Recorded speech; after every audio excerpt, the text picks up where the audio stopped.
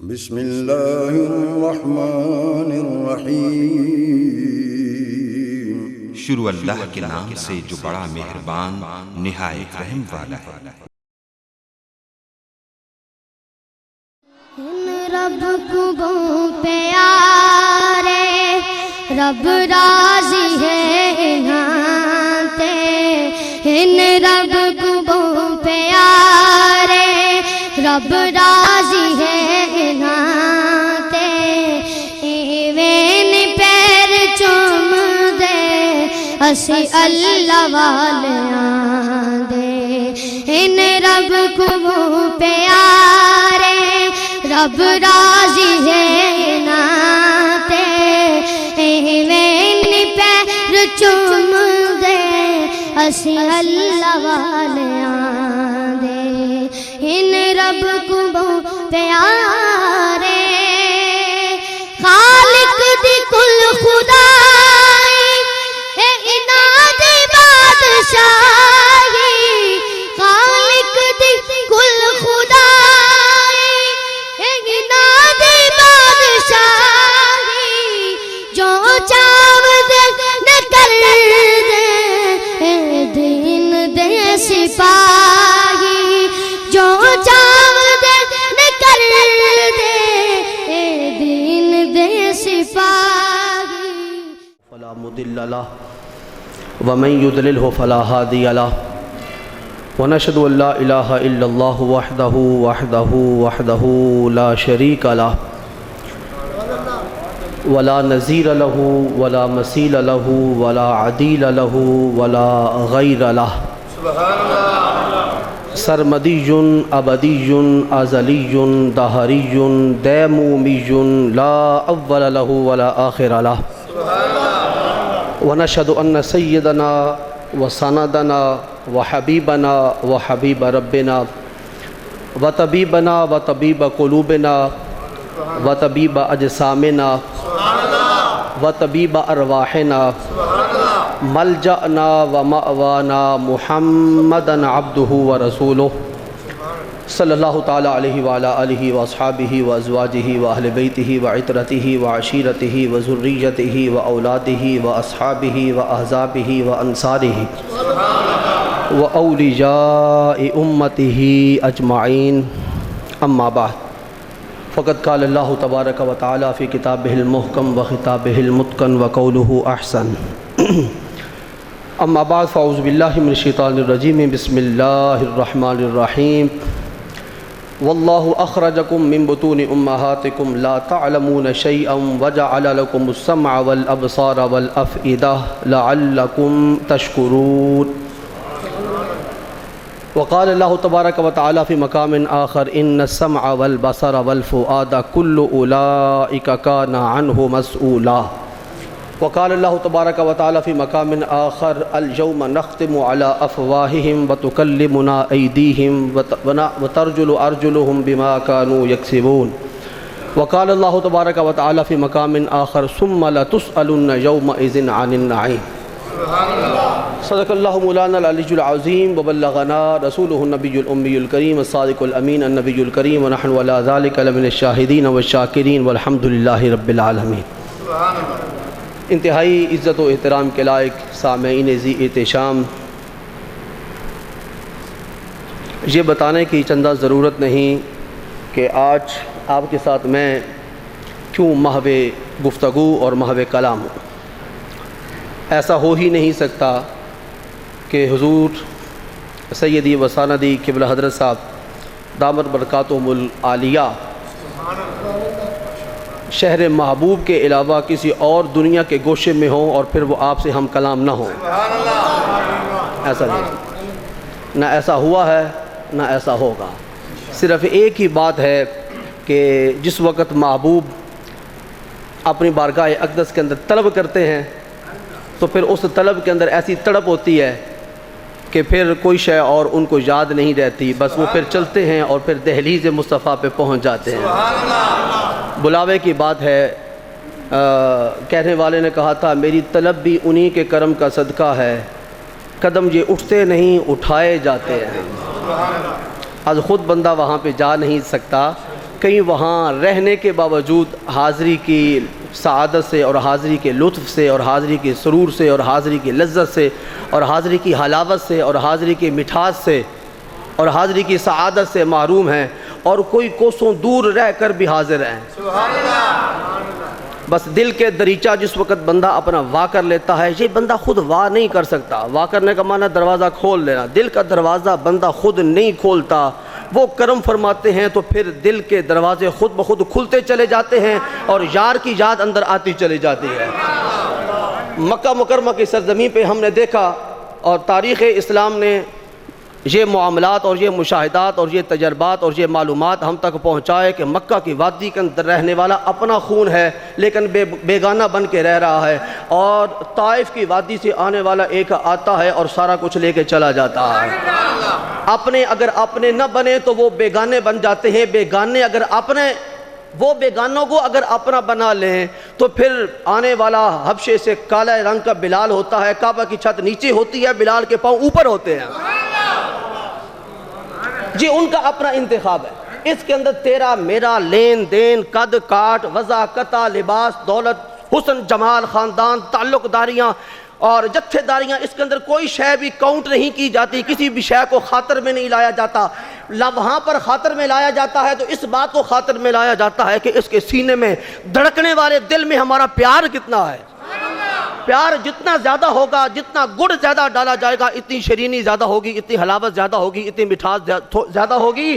اور حبشے سے آنے والے کالے بلال کو پھر ایسا نوازا جائے گا، کہا تو دنیا کے اندر بھی ہمارا مؤذن ہے، اور کمروم کے اندر جمعہ پڑھنے والوں یہ جملہ اس فقیر کا لے کے جاؤ۔ اور سرکار نے فرمایا اے بلال تو معاشر کے میدان میں بھی ہمارا مؤذن ہے۔ بھئی معاشر کے میدان میں اذان کہنا یہ میرے تصور سے دنیا سے باہر کی بات ہے۔ بھئی معاشر کے میدان میں علماء تشریف فرما ہیں، وہ دارالعمل نہیں ہے، وہ تو دارالجزا ہے۔ جو کچھ دنیا کے اندر ہم نے کیا ہے اس کا وہاں پر ہمیں اجر دیا جانا ہے، وہ تو دارالعمل نہیں۔ وہاں اگر کوئی صوفی صاحب چاہیں کہ ہم نفل پڑھ لیں، نفل پڑھنے کی اجازت نہیں ہوگی۔ کوئی شب زندہ دار کہے کہ میں نے اپنی راتوں کو وہاں پر آباد کرنا ہے سجدوں کے ساتھ، تو وہ آباد نہیں کر پائے گا۔ جس کو دنیا کے اندر اللہ کی رضا کے لیے بھوکا رہنا بڑا لذت دیتا تھا، وہ معاشر کے میدان کے اندر اگر بھوک اور پیاس اپنی مرضی سے برداشت کرنے کی کوشش کرے گا تو وہاں روزہ نہیں رکھ پائے گا۔ اگر کوئی بڑی دولت والا وہاں معاشر کے میدان میں اپنے پلے سے زکوٰۃ دینے کی کوشش کرے گا تو اس کو کہا جائے گا بھائی یہ دنیا کے اندر زکوٰۃ دینے کا معاملہ تھا، وہ دارالعمل تھا، وہاں تو نے دی نہیں، اب ہم تیری زکوٰۃ کو قبول نہیں کرتے۔ واہ آقا میں آپ کی عظمتوں پہ قربان جاؤں، آپ ایسے امام ہیں کہ اس روز امام بھی حالت سجدہ میں ہوگا اور مؤذن کانوں کے اندر انگلیاں دے کے کہہ رہا ہوگا اشہد ان محمد الرسول اللہ۔ یہ دارالعمل والے کام ہے کہ نہیں؟ جی میں اگر چاہوں وہاں پہ سجدے کروں تو کر سکوں گا؟ کوئی صوفی صاحب کہیں جنید بغدادی سجدہ کرنا چاہیں، سفیان ثوری، حضور غوث اعظم، محبوب الہی خواجہ نظام الدین اولیاء، ان حضرات کے سجدوں کو اللہ کریم نے ایسا قبول فرما دیا ہے، فرمایا اب سجدے کرنے کی ضرورت ہی نہیں ہے۔ اور جنہوں نے دنیا کے اندر اپنی پیشانیوں کو سجدوں کی لذت سے آشنا نہیں کیا، فرمایا تمہاری سجدوں کی ہمیں نہ وہاں ضرورت تھی نہ یہاں ضرورت ہے۔ ہم تمہارے سجدوں کے محتاج نہیں۔ جس وقت تو اللہ اکبر نہیں کہا کرتا تھا میں تو اس وقت بھی اکبر تھا۔ جس وقت حالت قیام میں تو سبحانک اللہم و بحمدک نہیں پڑھا کرتا تھا تب بھی ہماری ذات سبحان تھی۔ جس وقت حالت رکوع کے اندر تو سبحان ربی العظیم نہیں پڑھتا تھا ہم تب بھی عظیم تھے۔ جس وقت اپنی پیشانی سجدے کے اندر رکھ کر تو سبحان ربی الاعلیٰ کے لاہوتی نغمے نہیں اعلیٰ پا کرتا تھا ہم تو تب بھی اعلیٰ تھے۔ ہم تیرے اعلیٰ کہنے سے اعلیٰ نہیں بنے، تیرے عظیم گرداننے سے ہم عظیم نہیں ٹھہرے، تیرے سبحان پکارنے سے ہماری ذات کے اندر سبحانیت پیدا نہیں ہوئی۔ ہم اصل سے سبحان ہیں، ابد تک سبحان رہیں گے۔ تیری حمد کہنے سے ہم الحمد نہیں بنے بلکہ ہم تو الحمد کے ذات کے اس وقت ہی لائق بن گئے تھے جب ہم نے محمد کو پیدا کیا تھا۔ اس وقت ہی ساری حمدیں ہماری ذات کے ساتھ وابستہ ہو گئی تھی۔ تیرے حمد کے محتاج نہیں، تیری تسبیح کے محتاج نہیں، تیری تحلیل کے محتاج نہیں، تیرے سجدوں کی ہمیں ضرورت نہیں۔ اور تو اگر سجدے کرتا رہا اب تیرے سجدے قبول ہیں، مزید سجدوں کی ضرورت نہیں۔ اور اگر دنیا کے اندر سجدے نہیں کرتا رہا اب تو ہمیں پھر تیری سجدوں کی ضرورت نہیں، کیونکہ ہم غنی عن العالمین ہیں، ہم صمد ہیں، ہم بے پرواہ ہو کر سب سے زیادہ تمہاری پرواہ کرنے والے ہیں۔ یہ جملہ میں ذرا کہنا چاہتا ہوں، اس جملے پہ ذرا آپ کے ذہنوں کو میں روک لینا چاہتا ہوں۔ قل هو اللہ احد اللہ الصمد، اللہ صمد ہے۔ اللہ کیا ہے؟ صمد وہ ہوتا ہے جس کو کسی کی ضرورت نہ ہو، بے نیاز۔ 7 آسمان بنا دیے، اس کا کیا بگڑا؟ 7 زمینیں بنا دی، اس کے ہاتھ سے کیا خرابی لازم آئی؟ اس کے خزانے جیسے بھرے ہوئے تھے ویسے کے بھرے ہیں۔ فرمایا میں ازل سے تقسیم کر رہا ہوں، ابد تک تقسیم کرتا رہوں گا، اور معاشر کے میدان میں میرے خزانوں کو ذرا ماپ لینا۔ تم اپنے سمندر کے اندر سوئی ڈالو، سوئی کے کنارے پر جتنا پانی لگ کے باہر آتا ہے، قیامت کے دن اتنے خزانوں میں سے میرے خزانے کے اندر کمی واقع نہیں ہوگی۔ دیے جا رہا ہوں، میرے خزانوں کے اندر کمی واقع نہیں ہوگی، لیکن مجھے کسی کی ضرورت نہیں ہے، میں کسی کا محتاج نہیں، میں بے پرواہ ہوں، لیکن وہ ایسا بے پرواہ ہے سب سے زیادہ پرواہ فرمانے والا ہے۔ جی، بے پرواہ ہو کر سب سے زیادہ پرواہ کرنے والا۔ ایک جملہ عرض کر دوں، اگر شاید آپ کے ذہن کے اندر اتر جائے، میں یہاں خطاب کرنے کے لیے نہیں آیا، مجھ سے خطاب نہیں ہوتا، بس ہم تو جہاں ہاتھ لگاتے ہیں اور چوم لیتے ہیں، بس ہم تو جہاں ہاتھ لگا کر چومنے کے لیے حاضر ہوئے ہیں، خطاب ہم آپ سے کریں یہ تو ممکن نہیں۔ بس ایسی باتیں وقت گزاری کے لیے آپ سے شیئر کر رہا ہوں۔ جتنا بڑا گناہ گار ہوگا، رب تعالیٰ کے حضور جب حاضر ہوگا اور عرض کرے گا مولا معافی، تو وہاں سے کیا جواب آئے گا؟ لبیک یا عبدی، لبیک یا، اس کے علاوہ کوئی جواب ہے؟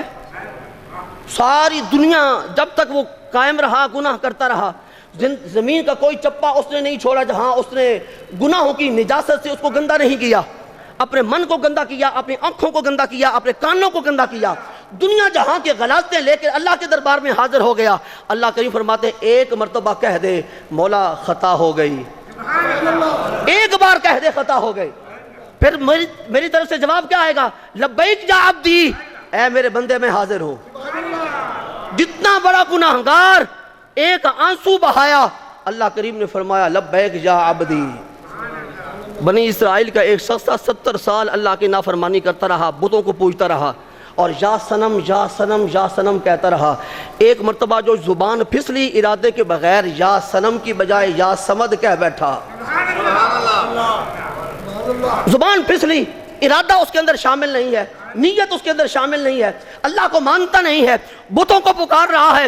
ایک مرتبہ زبان سے نکل گیا یا سمد، فوراً جواب آیا لبیک یا عبدی، میرے بندے بتا ہم حاضر ہیں۔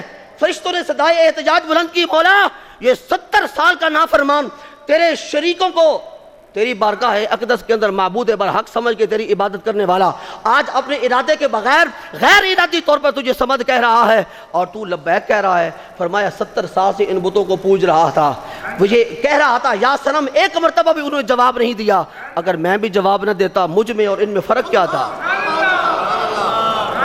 میں بھی جواب نہ دیتا تو جتنا بڑا نافرمان وہ سمد ہے، غنی عن العالمین ہے، ساروں جہانوں سے مستغنی ہے، اس کے باوجود ایک مرتبہ پکار کر تو دیکھو۔ وہ فرماتا ہے، اس کا اعلان ہے من تقرب الی شبرا تقربت الیہ ذراعا، من تقرب الی ذراعا تقربت الیہ باعا، ومن اتانی یمشی اتیتو ہرولۃ۔ اللہ کریم فرماتے ہیں اے بندے تو مجھ سے دور چلا جا رہا ہے، ذرا ایک بالشت میرے قریب ہو کر دیکھ، تو ایک بالشت قریب ہوگا میں تیرے ایک ہاتھ قریب ہو جاؤں گا، تو ایک ہاتھ میرے قریب ہو کر دیکھ میں تیرے 2 ہاتھ قریب ہو کر جاؤں گا، تو میری بارگاہ میں چل کے آ، میری رحمت دوڑ کر تیرا استقبال کرے گی، لیکن تو ہی پردہ اگے چڑھدا، تو ہی یار چھپایا۔ یہ جو اندر وڑ کے بیٹھا ہوا ہے یہ نکلتا نہیں ہے، اپنے من کو مارنا پڑتا ہے۔ اقبال اس لیے فرماتے ہوئے چلے گئے اپنے ہی من میں ڈوب کر پا جا سراغ زندگی، تو اگر میرا نہیں بنتا نہ بن، اپنا تو بن۔ اللہ اکبر۔ ہم اس کریم رب کو ماننے والے ہیں جس کا رسول کریم ہے، جس کا رسول کیا ہے؟ یا رب تو کریمی، یہاں سے آواز آ رہی ہے، یا رب تو کریمی ورسول تو کریم، صد شکر کے ہستے میانے دو کریم۔ اے اللہ تو بھی کریم ہے، تیرا محبوب بھی کریم ہے، مکے والا بھی کریم ہے، مدینے والا بھی کریم ہے، بھیجنے والا بھی کریم ہے، بھیجے جانے والا بھی کریم ہے، حسن عطا کرنے والا بھی کریم ہے، حسن کا پیکر بن کے آنے والا بھی کریم ہے، نبی کو نبی بنا کر دنیا کے اندر بھیجنے والا بھی کریم ہے، اور نبیوں کا امام اور رسول بھی کریم ہے۔ ادھر بھی کریم ہو، ادھر بھی کریم ہو، درمیان میں تو ہو، درمیان میں تو ہو، اور پھر ان کو بھی ماننے والا ہو، ان کو بھی ماننے والا ہو۔ نہیں، جملہ بدل دیتا ہوں، ان کو ماننے والا ہو اللہ کو ان کے کہنے پہ، ان کو ماننے والا ہو ان کے۔ تجھے تو میرے دوست کچھ بھی نہیں ملنا تھا، نہ خدا ملنا تھا، نہ رحمان ملنا تھا، نہ قرآن کا پتہ چلنا تھا۔ ہم تو وہ تھے، ہمارے آباء و اجداد جنہوں نے کعبۃ اللہ کو 360 بتوں کے ساتھ گندا کر رکھا تھا۔ کون ایک آیا جس نے نعرہ لگایا جاء الحق وزہق الباطل ان الباطل کان زہوقا؟ یہ کس نے نعرہ لگایا؟ کعبۃ اللہ کو پاک کس نے کیا؟ تیرے میرے سینے کے اندر ایمان کی دولت کی شمع کس نے روشن کی؟ تجھے محبت خدا کا درس کس نے دیا؟ تجھے پیغام توحید کس نے سکھایا؟ تجھے کس نے بتایا کہ بت کچھ نہیں دے سکتے؟ جو بتوں کا خالق ہے وہ سب کچھ عطا فرمانے والا، وہ بتوں کا خالق ہے، یعنی کہ ان کی مٹیریل کا خالق ہے، بت بنانے والا نہیں ہے۔ بتوں کا خالق، بتوں کے مٹیریل کا خالق۔ اللہ اکبر، ہمارا رب بھی کریم، ہمارا رسول بھی کریم۔ آئیے اس آیت کریمہ کی طرف چلتے ہیں جو میں آج موضوع سخن بنا کے آپ کے سامنے حاضر ہوا ہوں۔ بڑی قرآن پاک کی ایک عجیب و غریب آیت کریمہ ہے، 14ویں پارے کے سینے پر آج بھی جگمگ جگمگ کر رہی ہے اور صاحبان ایمان کو دعوت نظارہ دے رہی ہے۔ اللہ کریم فرماتے ہیں، بھائی میں نے تمہیں دو جہالتوں کے درمیان تھوڑے وقت کے لیے تھوڑا سا علم دیا ہے۔ تمہارے اول بھی جہالت ہے، تمہارے آخر بھی جہالت ہے، درمیان میں تھوڑا سا تمہیں علم دیا ہے۔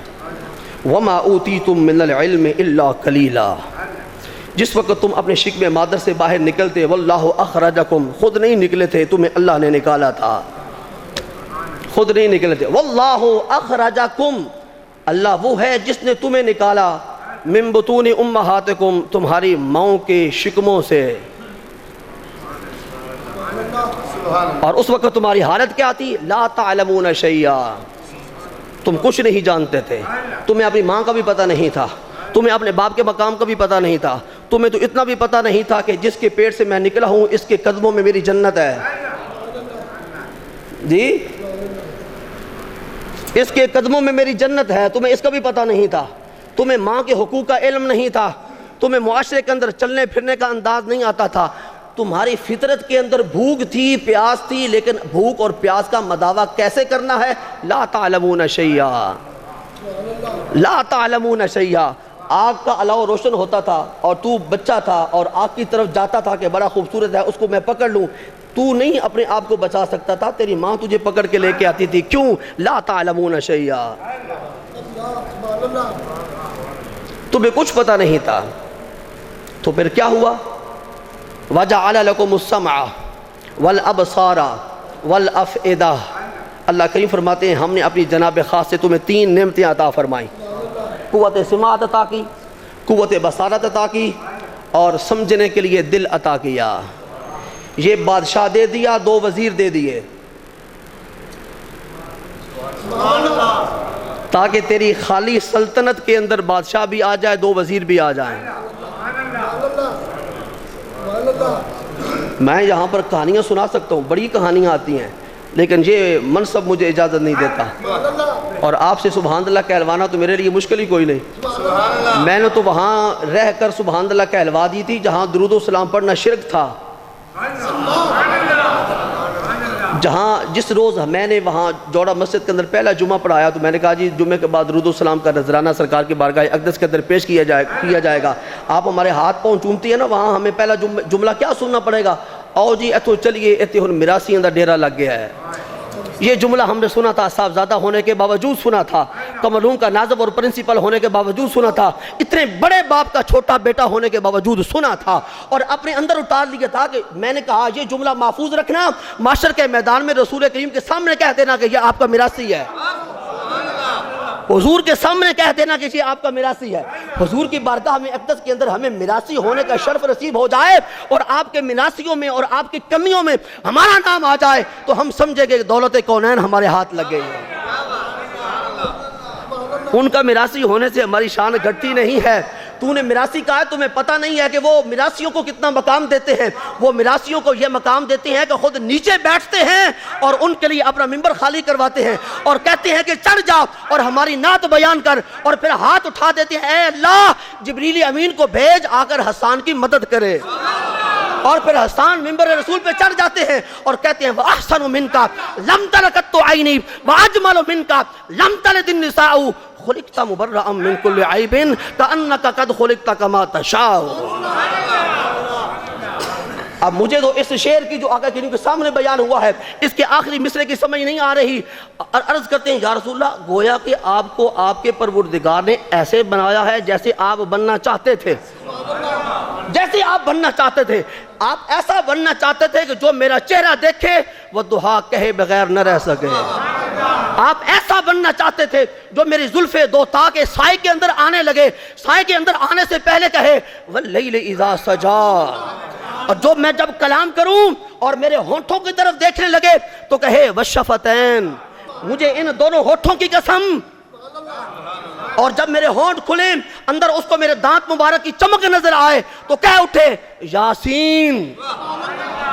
اور اس کے میرے ہاتھوں سے کچھ لینے لگے, میرے دریائے سخاوت کا سائل بن کے آئے, مجھ سے کچھ لینے لگے, ہاتھوں کی سفیدی کو اور ہاتھوں کی چمک کو دیکھ کے کہے یہ ہاتھ کسی انسان کے نہیں, ید اللہ. اور میرے سینہ پاک کی کشادگی کی طرف اس کی نگاہ پڑے تو قرآن کہے الم نشرح لک صدرک. اور اگر پیچھے سے آئے تو دیکھے کہ مہر نبوت پشت مبارک کے اوپر ہے تو کہے قرآن کی صورت کے اندر وَوَضَعْنَا عَنْكَ وِزْرَكَ. اور جہاں میں اپنے تلوے رکھ دوں قرآن بولے لا اقسم بهذا البلد وانت حل بهذا البلد ووالد وما ولد. اے محبوب جن ذروں نے آپ کے تلوے چومنے کا شرف حاصل کیا ہے, ہم ان رب ہو کر ان ذروں کی بھی قسمیں یاد کر دیں, ہم ان کی بھی قسم یاد کرتے ہیں. اور مجھ سے ہٹ کر ذرا ابو بکر صدیق, عمر فاروق اور عثمان غنی, علی المرتضیٰ, طلحہ, سعد, سعید, بلال حبشی, صہیب رومی جن گھوڑوں کے اوپر سوار ہوں ان شاہ سواروں کو دیکھ کر یہ زبان سے کہے والعادیات ضبحا فالمولیات قدحا فالمغیرات صبحا فأثرن به نقعا فوسطن به جمعا ان الانسان لربه لکنود. مجھے دیکھے تب قرآن پڑھے, میرے صحابہ کرام کو دیکھے تب قرآن پڑھے. نہیں جملہ واپس لیتا ہوں اپنا, لینے کی عادت ہے, لینے کی عادت ہے. جس وقت ایک جملہ کہہ دیتے ہیں پھر ادھر سے فیض آتا ہے. ہم مدینہ پاک میں حاضر ہیں اور تو کیا کہے جا رہا ہے, یہ نہ کہے کہ جو مجھے دیکھے پھر قرآن پڑھے, بلکہ تو یوں کہے جس وقت قرآن ناطق کو دیکھے تو قرآن ساکت پڑھے. جب قرآن ناطق کو دیکھے تو پھر ساکت قرآن بھی اس کے ساتھ بولنے لگ جائے جو کبھی کسی کے ساتھ کلام نہیں کرتا. اس رب کا کلام ہے جو قرآن رب کا کہتا ہے ما کان لبشر ان یکلمہ اللہ الا وحیا او من وراء حجاب او یرسل رسولا فیوحی باذنہ. ہم ایرے غیرے کے ساتھ کلام نہیں کرتے, ہم جن کے ساتھ کلام کرنا چاہتے ہوتے ہیں ان کا ہم خود انتخاب کرتے ہیں, یا وحی کی شکل کے اندر ان کے اوپر ہم کلام اپنا نازل کرتے ہیں, یا پس پردہ کلام کرتے ہیں, اور کبھی کوہ طور پہ کسی کو بلا کر اس کو ہم اپنا کلام سنا دیتے ہیں. یہ تو 3 کیٹیگریاں بیان کر دی. اس کے بعد فرمایا تلک الرسل فضلنا بعضهم على بعض منهم من کلم اللہ. آگے فرمایا ورفع بعضهم درجات. اب میں نہیں کچھ کہتا, جو کچھ میں نے کہنا تھا کہہ دیا. مولا کریم تیرے 3 ہی انداز ہیں کسی کے ساتھ کلام کرنے کے. فرمایا ہاں کسی کے ساتھ کلام کرنے کے 3 ہی انداز ہیں, اور جو ہمارے من کے اندر اترا ہوا ہے وہ کوئی تو نہیں نا. نہیں, آپ کا ذہن وہاں نہیں پہنچا جہاں میں پہنچانا چاہتا ہوں. جو من میں اترا ہوا ہے, جس کے بارے میں ہم اپنے قرآن کے اندر کہتے ہیں انک بأعیننا, اے محبوب تو رہتا ہی ہماری آنکھوں میں ہے. جو اپنی زبان سے کلام کہہ دے تو ہم کہتے ہیں وکیل ہی, محبوب تیرے قول کی قسم. جو ہمارے قرآن کو اپنے سینہ پاک کے اندر موجود دل کے ایک گوشے میں سارے قرآن کو سمولے, جس قرآن کو انا عرضنا الامانۃ علی السماوات والارض والجبال فابین ان وَأَشْفَقْنَ مِنْهَا وَحَمَلَهَا الْإِنسَانُ، یہ کون انسان تھا جس اس امانت کو اٹھا لیا، جس امانت کو نہ سات آسمان اٹھا سکے، نہ سات زمینیں اٹھا سکیں، نہ دنیا جہان کے سارے پہاڑ اٹھا سکے؟ یہ کون انسان تھا؟ یہ حافظ قرآن نہیں تھا، یہ قرآن کا قرآن تھا، یہ قرآن کا قرآن تھا۔ مولا تیرا کلام کیسا؟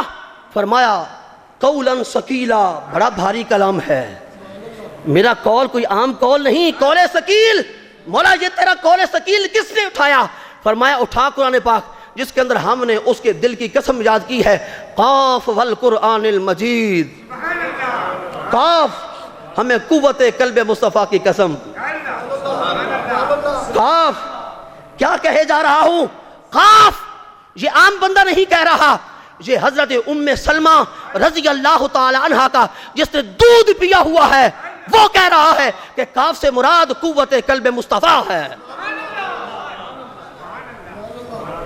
آؤ بشریت کی دنیا کے اندر رہنے والوں، مقابلہ کر لو، موازنہ کرنا چاہتے ہو، اور آسمان کی طرف اگر تھوکا جائے تو وہ تھوک کہاں آتی ہے؟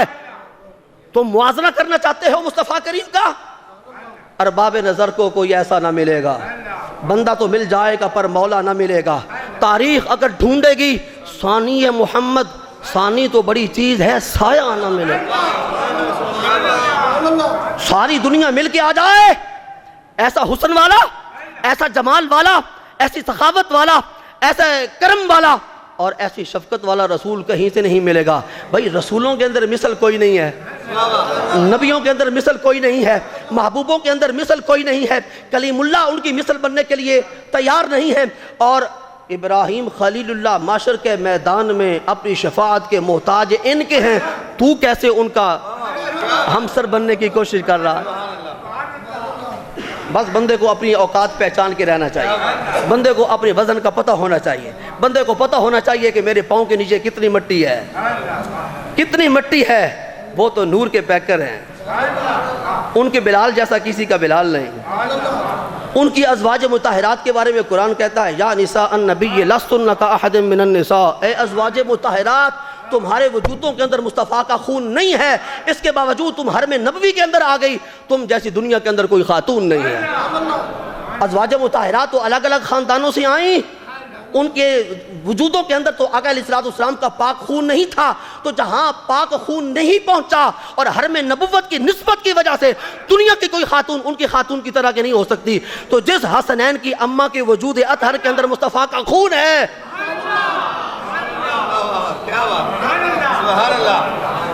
اس لیے معاشر کے میدان کے اندر ساری پاک دامن خواتین گزر جائیں گی، ان کے ساتھ کوئی نہیں ہوگا، اکیلے اکیلے گزریں گی، لیکن جس وقت حسنین کی امی جان کا وہاں سے گزر ہونے لگے گا، عرش سے ندا آئے گی یا اہل معاشر نکسوا رؤوسکم وغضوا ابصارکم فإن فاطمہ بنت محمد تمر علی الصراط۔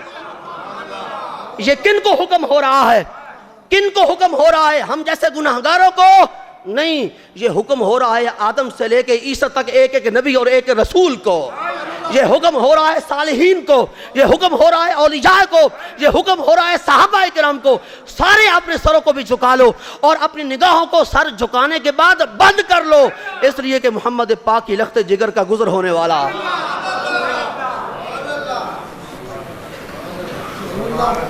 اللہ اکبر۔ بات کو سمیٹتا ہوں، میں تو بہت اوپر کی مثالیں دینے لگ گیا، میں تو مثال دینا چاہتا ہوں اس دراز گوش مبارک کی۔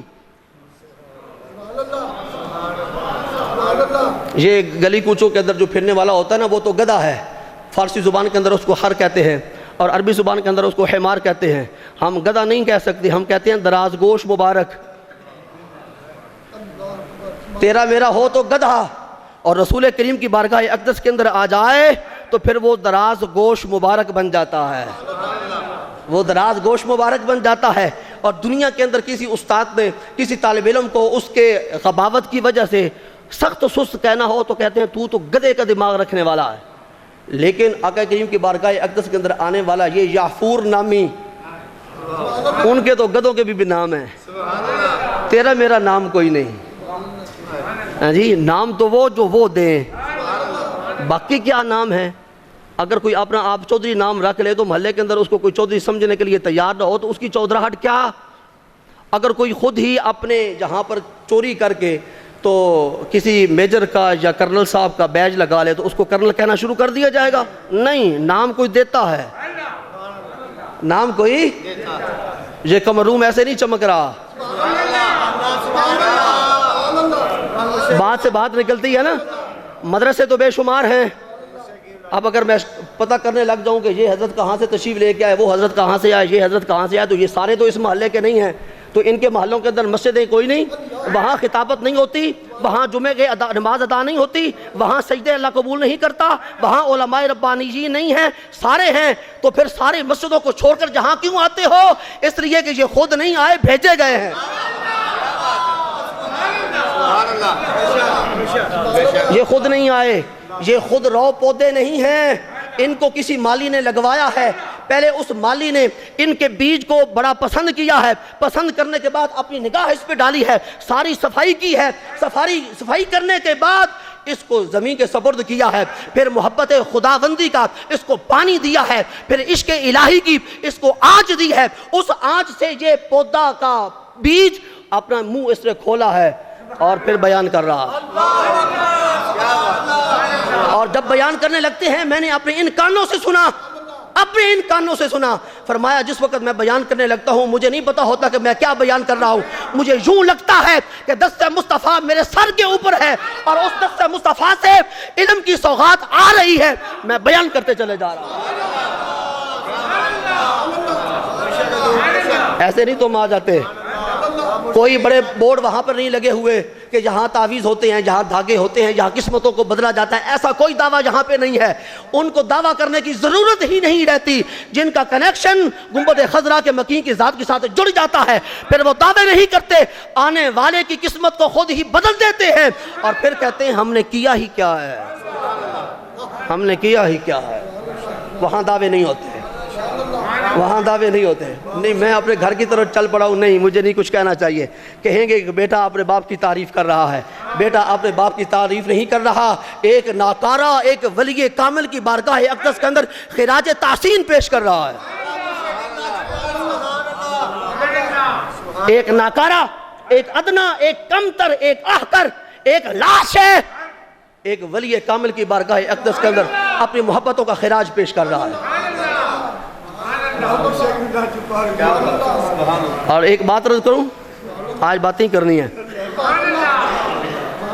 میرے نزدیک ولی کی تعریف کیا ہے، اور یہ صرف 2 ہفتے کی گیم ہے، 2 ہفتے کے بعد اس میری تعریف کو اپنی آنکھوں کے ساتھ دیکھ لینا، شاید پہلے آپ کو مشاہدہ کرنے کی سعادت نصیب نہیں ہوئی، اب مشاہدہ کرنا جو آپ کو میں ولی کی تعریف بیان کر رہا ہوں۔ ولی ہوتا وہ ہے جو سنت کا پیروکار ہو، سنت سے ہٹ کر سرے منہ بھی انحراف کرنے والا میری نزدیک ولایت کے مقام پر فائز ہونا تو دور کی بات ہے، اس کو ولایت کے واؤ کی ہوا بھی نہیں لگے۔ سنت سے کو چھوڑ دینا، جو سنت کا تارک ہے وہ واجبات کے اندر کتنا چور ہوگا، جو واجبات کے اندر کمزور ہے وہ فرائض کے اندر کتنا خراب ہوگا جی۔ تو یہ مستحبات کو بھی ترک کرنے والے نہیں ہوتے، مستحبات کو کبھی دیکھنا کہ نظامی مسجد کے اندر داخل ہونے والا کس انداز میں داخل ہوتا ہے اور مسجد سے خارج کس انداز میں ہوتا ہے، اس کی گفت و شنید کیسی ہوتی ہے، اس کے کلام کرنے کا انداز کیسا ہوتا ہے، کبھی ان کے ساتھ کھانا بیٹھ کے کھانا کیسے کھاتے ہیں اور کیا کھاتے ہیں۔ میرے نزدیک ولی کی تعریف جی ہے کہ اس کی محفل کے اندر جا کر بیٹھ جاؤ، وہ ولی کامل تمہارے دل کو اپنے قبضے کے اندر لے لے، 1000 شیطان اکٹھا ہو کر تمہارے دل کے اندر دنیا کا وسوسہ، گناہ کا وسوسہ پیدا کرنے کی کوشش کرے، ناکام رہے۔ بس معیار دے دیا میں نے آپ کو، معیار دے دیا، اب اس کے اوپر جس ولی کو پرکھنا چاہو پرکھ لینا۔ ولی کی مجلس کے اندر کیا ہوتا ہے، اللہ کریم فرماتے ہیں انا جلیس و من ذکرنی، جو میرے ذکر کرنے والے ہوتے ہیں میں ان کا ہم جلیس ہوتا ہوں، اور جہاں اللہ کی ذات خود موجود ہوتی ہے، اللہ کی معیت جن کو نصیب ہو جاتی ہے، ان کو اللہ کریم اپنی بارگاہ اقدس کے اندر ایسا تصرف اور ایسی قوت دیتے ہیں کہ آنے والے کے دل کو اپنے قبضے کے اندر لے کر جب تک وہ بیٹھا رہتا ہے گناہ کا خیال اس کے دل کے اندر نہیں پیدا ہوگا، گناہ کا خیال پیدا نہیں ہوگا۔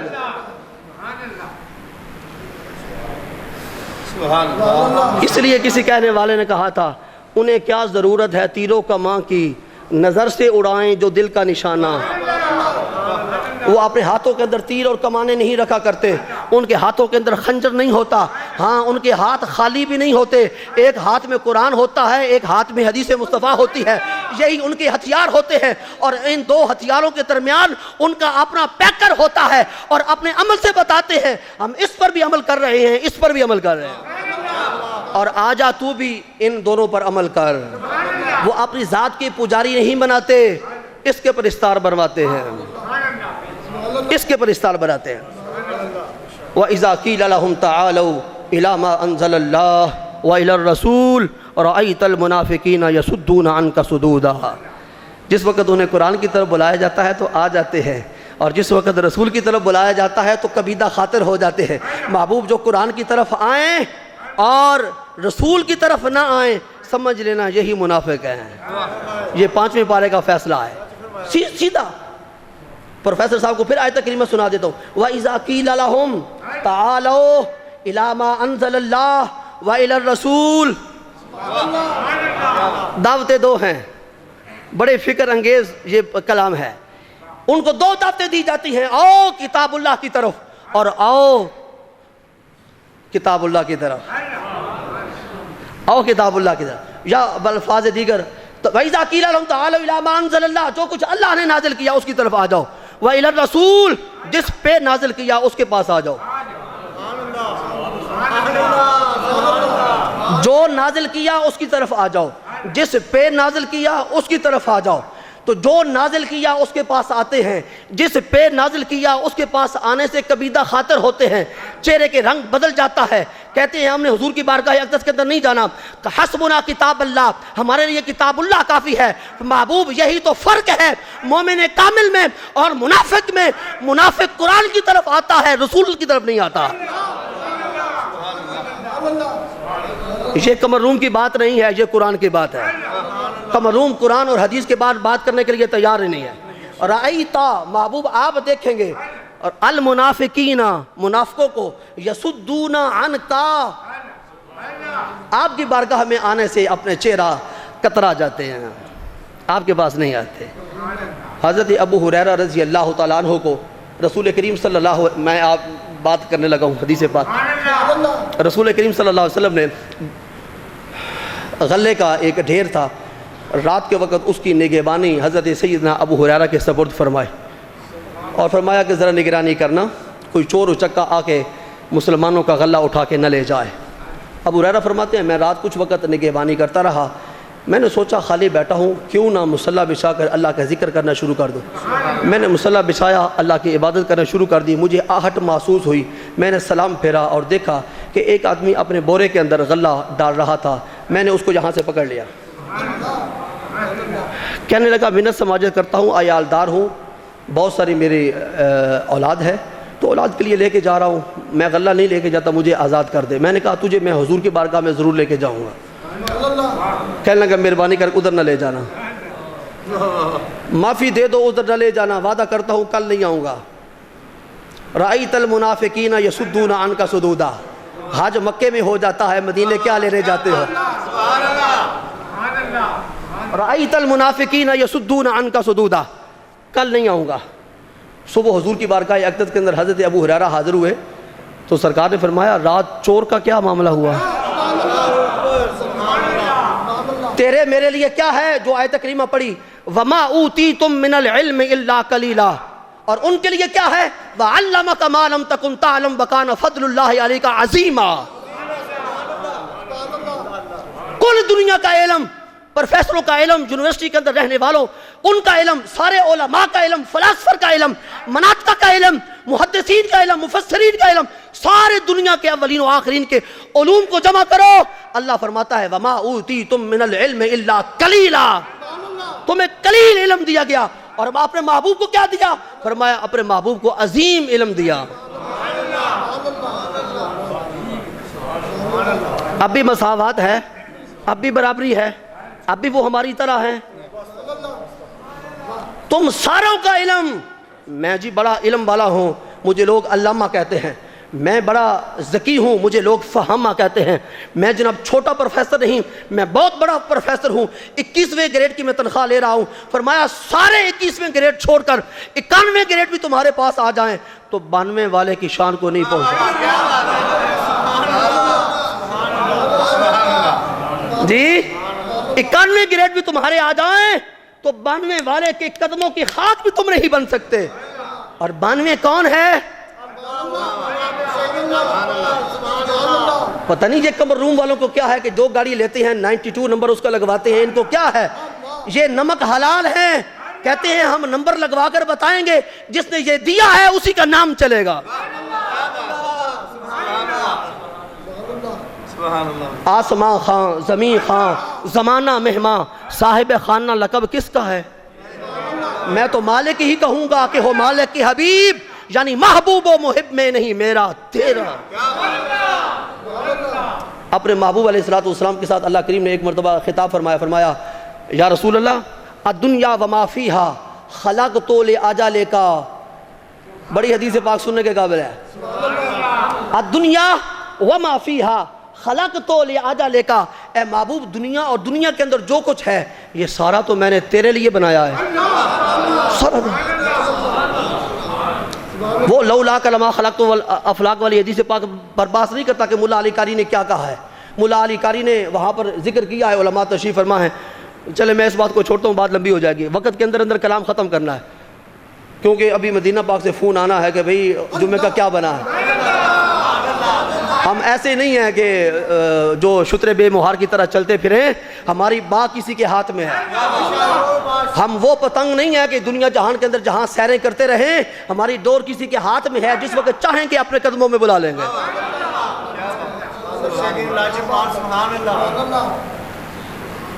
اللہ کریم نے فرمایا الدنیا وما فیہا خلقت لأجلک، محبوب نے ہاتھ جوڑ کے عرض کیا الدنیا وما فیہا ترکت لأجلک۔ کاش عربی آپ سمجھتے ہوتے تو میرے جملے پہ آپ تڑپ جاتے۔ سرکار نے عرض کی مولا کریم جو کچھ دنیا کے اندر اور جو کچھ دنیا اور دنیا کے اندر ہے وہ آپ نے میرے لیے بنایا ہے، میں نے تیری رضا کے لیے سب کو چھوڑ دیا۔ مجھے دنیا کی ضرورت نہیں، مجھے خالق کی ضرورت ہے۔ میں مخلوق کی طرف توجہ کرنے والا نہیں ہوں۔ مولا کریم میرے سینے پاک کے اندر تو نے جو قلب اطہر رکھا ہے اس کے اندر تیری محبت ہے، تیری یاد ہے، تیرا ذکر ہے، اس کے علاوہ اس دل کے اندر کوئی شے نہیں حاضر۔ ان کے لیے سارا کچھ بنا۔ حضرت ابو ہریرہ نے سرکار نے پوچھا رات والے چور کا کیا معاملہ ہے؟ عرض کی حضور والا چور تو آیا تھا، میں نے اس کو پکڑ لیا تھا، چور بڑا قوی تھا لیکن ابو ہریرہ غلام مصطفیٰ اس سے بھی قوی تر ہے۔ ابھی بتاتا ہوں کہ وہ کیا ہے۔ وہی ہے جس نے کہا تھا لأغوینہم اجمعین، تو اللہ کریم نے جواب میں فرمایا تھا الا عبادک منہم المخلصین۔ یہ وہی چور ہے۔ پروفیسر صاحب کو سمجھ آ گئی اور کچھ لوگوں کو دوستوں کو بھی سمجھ آ گئی یہ چور کون ہے اور اس چور کی طاقت کیا ہے۔ اللہ کے حضور کہہ رہا ہے لأغوینہم اجمعین، میں ساری اولاد آدم کو گمراہ کر کے چھوڑوں گا۔ اللہ کریم نے فرمایا تو اپنا سارا زور لگا لینا اور اپنے چیلوں کو بھی بلا لینا اور اپنے پیادوں کو بھی دوڑا دینا، اپنے گھوڑوں والوں کو بھی دوڑا دینا، الا عبادک منہم المخلصین، جو میرے مخلص بنتے ہوں گے وہ تیرے چنگل میں نہیں پھنسیں گے۔ یہاں جملہ ایک عرض کر دینا چاہتا ہوں، علماء تشریف میں ایک ہوتا ہے مخلص، ایک ہوتا ہے مخلص۔ مخلص میں جی بڑا مخلص ہوں تھوڑے واسطے، میں تھوڑا بڑا خیر خواہ، یہ دعویٰ ہے۔ فرمایا جو دعویٰ نہیں کرتے اور عمل کر کے دکھاتے ہیں وہ مخلص نہیں ہوتے، وہ مخلص ہوتے ہیں۔ جن کے اس عمل کو ہم قبول کر لیتے ہیں، اس لیے فرمایا لما تقولون ما لا تفعلون، جو تم کام کرتے نہیں ہو اس کا دعویٰ کیوں کرتے ہو۔ یہاں قبلہ پروفیسر صاحب اس آیت کریمہ کے اندر دعوے کی نفی ہے، دعوت کی نہیں۔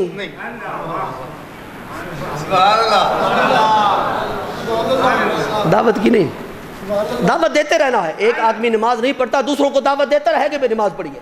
ایک آدمی شرابی ہے دوسروں کو دعوت دیتا رہے کہ بھئی شراب نہیں پینی۔ میں اس لت کے اندر مبتلا ہو گیا تو انہیں ایسا، لیکن ایک بندہ کبھی اپنے والدین کے کمرے کے دروازے کے قریب سے بھی رات کو نہیں گزرا، صبح آ کر باہر کہتا ہے ساری رات اماں جی دے قدم دمادا رہا، یہ دعویٰ ہے۔ دعوے کی نفی ہے، دعوت کی نفی نہیں۔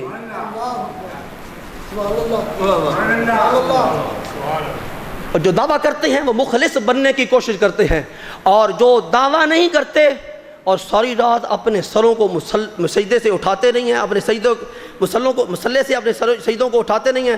قرآن پھر بولتا ہے تتجافی جنوبہم عن المضاجع یدعون ربہم خوفا وطمعا ومما رزقناہم ینفقون. ترجمہ شعر میں عرض کر دیتا ہوں. رات پوے تے بے دردانو نیند پیاری آوے تے درد مندانو یاد سجن دی ستیان جگاوے. وہاں دعویٰ نہیں ہوتا, دعویٰ نہیں ہوتا. اپنے گھر کا سارا ساز و سامان غزوہ تبوک کے موقع پہ قدم مصطفیٰ پہ قربان کر دیا جاتا ہے. ساتھ کہتے ہیں جان دی ہوئی اسی کی تھی, حق تو یہ ہے کہ حق ادا نہ ہو. غار ثور کے اندر سانپ زیارت کے لیے آنا چاہتا ہے, لیکن محبت کی غیرت اس بات کو گوارا نہیں کرتی کہ اب اس ماحول میں رب تو دیکھ ہی رہا ہے, کوئی غیر دیکھے. ایڑی رکھ دی جاتی ہے, کہتے ہیں کیا ہی کیا ہے, کیا ہی کیا ہے. اللہ اکبر. حضرت مصعب بن عمیر رضی اللہ تعالیٰ عنہ, کبھی میرے پاس وقت ہوتا میں آپ کو عرض کرتا کہ کیا مقام تھا مصعب بن عمیر کا. اسلام قبول کرنے سے پہلے مصعب بن عمیر روزانہ 200 درہم کا لباس پہنا کرتے تھے, اور مکہ کے اندر وہ لباس تیار نہیں ہوتا تھا, شام سے وہ تیار ہو کے آتا تھا. ایسی خوشبو لگاتے تھے کہ وہ خوشبو لگا کر مکہ کی گلیوں سے ایک بار گزر جاتے تھے تو پورا دن مکہ کی گلیاں مہکتی رہتی تھیں. مال و اسباب کا اندازہ ہی کوئی نہیں تھا, اتنے امیر تھے, اتنے امیر تھے. اور مصعب بن عمیر, ہاتھ جوڑ کے میں آپ کی بارگاہ اقدس کے اندر عرض کر رہا ہوں, آپ تو خوشبو لگا کے مکہ کی گلیوں کو معطر کیا کرتے تھے. ان مکہ کی گلیوں کے اندر کوئی اور بھی گزرا ہے جو پسینے سے ان کو مشکبار بنا دیا کرتا تھا. آپ تو کسی علاقے کی خوشبو لگایا کرتے تھے, لیکن یہ خوشبو لگایا نہیں کرتے تھے. ان کے عطر کو لے جا کر اپنی خوشبو کے اندر ملایا جاتا تھا تاکہ اس خوشبو کی خوشبو کئی گنا زیادہ ہو جاتا. ہم ہیں اس پھول کے شیدائی جو ہو شبنم سے بھی پاک, روندے ہوئے پھولوں کو ہم اٹھایا نہیں کرتے. اپنا معیار کچھ الگ ہے. اللہ اکبر. تو دوستو, عرض یہ کرنا چاہ رہا تھا, جو جہاں سے میں نے اپنے کلام کا آغاز کیا کہ انسان کو اس دنیا کے اندر لا علم پیدا کیا گیا. کیا پیدا کیا گیا؟ کچھ نہیں جانتا تھا. پھر اللہ کریم نے اس کو جنوانے کے لیے, اس کو علم دینے کے لیے کتنے سورس عطا فرمائے, 3 ذرائع عطا فرمائے. ان السمع والبصر والفؤاد. کان دیے تاکہ سن کے کچھ بات سمجھ, آنکھیں دی دنیا کا ماحول دیکھ اور ہماری قدرت کی نشانیوں کا ملاحظہ کر, اور پھر سن کے دیکھ کے اپنے دل کو جو بادشاہ ہے اس کو جا کر بتا کہ یہ کچھ میں نے سنا ہے, یہ کچھ میں نے دیکھا ہے. اگر دل ہوا سچا بادشاہ تو کہے گا محمد نے سچ کہا ہے, اور اگر ہوا جھوٹا تو کہے گا تبن لکا یا محمد. تو پھر ہم اس کے جواب میں کہیں گے تبت یدا ابی لہب وتب ما اغنا عنہ مالہ وما کسب سیصلی نارا ذات لہب وامرأتہ حمالۃ الحطب فی جیدہا حبل من مسد. اور اگر میرے رسول کی سچی بات کی تصدیق کر دی تو پھر ہم کہیں گے وسیجنبھا الاتقی الذی یؤتی مالہ زکا وما لأحد عنده من نعمت تجزا الا ابتغاء وجہ ربہ الاعلی ولسوف یرضی. اور قبلہ پروفیسر, یہ بھی عجیب صورت پاک ہے. یہ صورت پاک جس کے آخری آیات میں نے پڑھی ہیں, یہ صورت پاک سورہ واللیل ہے, رات, اور اس کے نیچے والضحیٰ ہے, چاشت. اور اس آیت کریم, اس صورت پاک کے آخر کے اندر اللہ کریم نے فرمایا والا سوف یردا, وہ وقت آنے والا ہے جس وقت ابو بکر صدیق کو ہم اتنا دیں گے کہ ابو بکر صدیق ہم سے راضی ہو جائے گا. اور نیچے والی سورہ والضحیٰ کے اندر یردا نہیں کہا, فرمایا تیرا محبوب تجھے اتنا دے گا تردا, تو راضی ہو جائے گا. ادھر یردا فرمایا, نیچے تردا فرمایا. اور یہ کرنے والا کون ہے؟ علامہ صاحب بیٹھے ہیں, تشریف فرما ہے, یہ نردا ہے, اور یہی ساری صرف کبیر ہے. صرف صغیر کے کبیر کے اندر یہی صیغے آتے ہیں, چونکہ میں دارالعلوم کے اندر بیٹھا ہوں, یہی صیغے آتے ہیں. پہلے غیب کے آتے ہیں یردا, پھر حاضر کے آتے ہیں تردا, اور پھر آخر میں آتا ہے نردا. ہم ابو بکر کو کون راضی کریں گے؟ ہم. محمد پاک کو کون راضی کریں گے؟ ہم. اپنا ذکر بعد میں کیا, یردا کا پہلے ذکر کیا, کیونکہ غار ثور کے اندر یردا ہی پہلے گیا تھا, غار ثور میں. اس لیے یہاں سے آواز آئی اور انہوں نے کہا تھا اگر محمد پاک کے محبت کو اپنے سینے کے اندر ڈالنا چاہتا ہے تو پہلے ابو بکر کی محبت اپنے سینے کے اندر ڈال اور اپنی غار کو صاف کر, پھر ان کی محبت آئے گی, پھر ان کی محبت آئے گی. یار زندہ صحبت باقی وما علیہ الا البلاغ.